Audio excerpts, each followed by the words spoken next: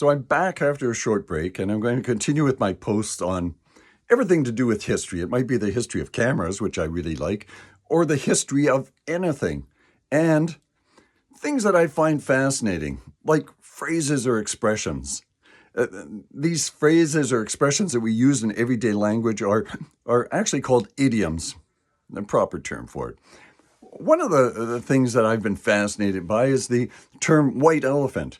Everybody knows what it means. You've got something that you don't particularly value. You thought at the time that you would, but it ended up being very expensive, and now you can't get rid of it because it's too expensive to give away. Nobody wants to buy it, so it becomes a white elephant.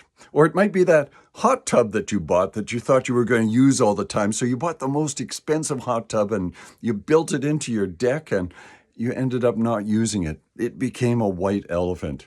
So we know what it means, but do you know the origin of it?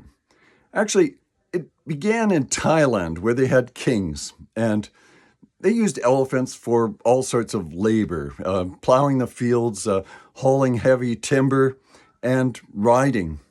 And the elephant, well, there were a lot of elephants that the king owned, but if you came across a white elephant, that was very rare. So it was considered to be sacred. So most often the king would have a white elephant, or probably several of them, because it was a sacred being, and who better to have a white elephant than a king? Now, here's where it becomes interesting. The king, if they wanted to get back at someone, say somebody that worked for them that he didn't particularly like, he would gift them a white elephant. And you're thinking, well, why would he do that? It's a sacred being. Well, because a sacred elephant means that you can't use it for any labor purposes. It can't plow the fields. It can't be used to haul lumber. It can't even be something that you ride. And you certainly couldn't sell it. You couldn't even give it away because that would be an insult to the king. So this was the way for the king to get back at people that he didn't particularly like. So that's where the term white elephant comes from. I thought it's interesting to find out what these terms, where these terms actually originated. And that one I found fascinating. If you like my posts, tune into my channel.